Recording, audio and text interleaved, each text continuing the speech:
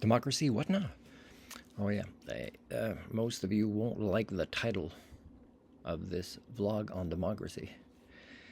One way that you can prove me wrong is to not be in denial and also do studies to find the benefits of admitting more refugees. You just got to do it the right way, which, again, I don't know any countries that have done immigration the right way, but okay, so I've been documenting a lot on Facebook and like screenshots and YouTube my interactions with the elites, either the businesses or the politicians in Canada, and been using mostly email, right? And documenting how long it is and how you don't even get as many auto replies, generic auto replies anymore. So much less responses. So what I'm going to do different in 2025 is I'm going to use Canada Post, make sure it's been received, maybe even do a phone call to confirm it's been received. And that's going to be what I do in 2025 to prove you wrong, that you think I'm wrong, as I advocate for my human rights and yours. So that's what I'm going to do different, but I'm still going to be a culture repair, willing to be of service here. Now, the only reason that could happen that I don't do this is I take on a role which provides revenue where I can be of service in this province or in Canada. And again, there's been a lot of evidence last few years that less and less somehow I am put in these roles. It would be more likely that I would be put in these roles by myself putting me in these roles, such as self-employment. And again, that sometimes would take grants or like a longer time to kind of set it up because I'd be self-funded and I'm not a rich person.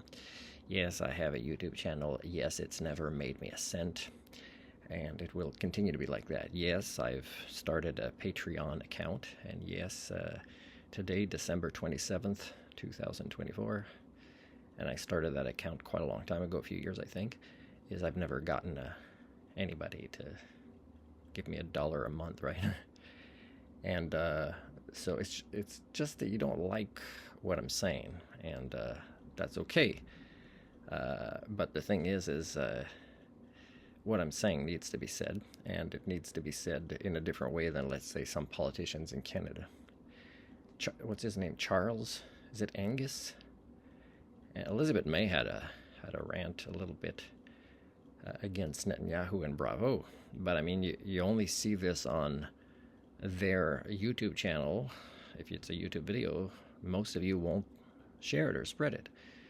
And you won't do that with mine either. And I'm not going to allow ads because I'm not a capitalist.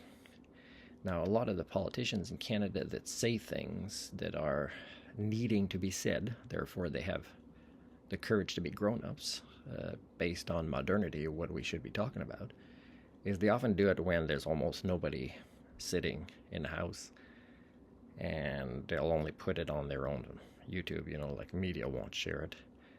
And so, there's a lot of cowardice in Canada. I wanted to say that, there's a lot of politicians in Canada right now that are giving a tough response back to Trump, but it's the wrong conversation. What Trump is doing is not just teasing us or bullying us, it's foreign interference. And again, I'm not sure which, or if it's all maybe, of Trump's children that were documented to have funded the extended winter redneck carnival in Ottawa some years ago. And that, again, is foreign interference. So if we don't talk about it as foreign interference. Now, Trump might very well be very happy in case something happens in about 13 to 16 years where the USA is kicked out of the United Nations or whatever might have been a reinvented format for that. He would be very happy if he's still alive, and or his kids. And yet it would be very, very bad for the citizens that they serve. And of course, Elon Musk has his own. It's not enough to be the richest guy in the world.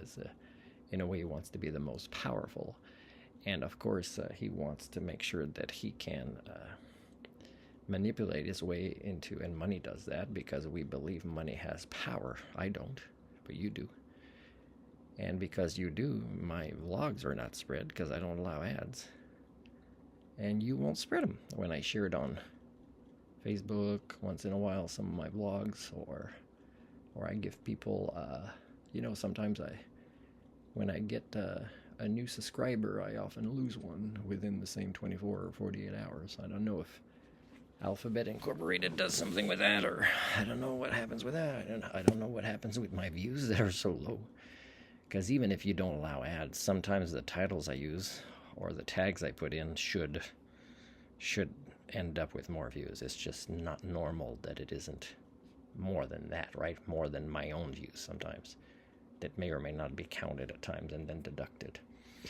Anyways, this vlog is about what I would like to have elections BC or elections Canada and all other provinces do, because, I'm ecocentric in my worldview, so I know that it's not about me, it's about the biosphere.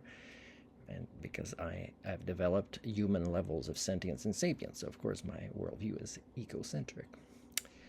So I would like, as somebody that thinks about not littering, and they should be fine for this, is I would like politicians that are up for election or that choose to go on the ballots, that they hand in lists of where and at what date and time they've put up signs, and then that they have actually checked and gone and picked them all up. It was there, it was found. Because I don't like coming back from like the area of the recycling depot here in Prince Rupert and seeing signs on the side of the road that long after the elections. By the way, I believe that one was blue. And so there should be something like this. There should be that it's not about the outcome as much as it's about due diligence. Because if it's a party, sometimes it says, oh yeah, we're pro environmental values, and yet they make little efforts to pick up their signs. Well, yeah. Now, then, if they don't find these signs and they're reported, and they might have even said, oh yeah, we got them all, and then there's another one that's found at the location where supposedly they picked it up, they should be fined, right? They should be fined for not just broken promises that are on record, even if it's just on their own YouTubes, and somebody else shared it, so that means it's somewhere else. And when somebody shares it, don't just share the actual video. You show a segment of it as you talk about it, and that's another way that it'll never go away, right? And then if they make a promise and it's not fulfilled, they have to give a very, very good explanation. And sometimes that gets people to learn about the systemic issues in politics as well.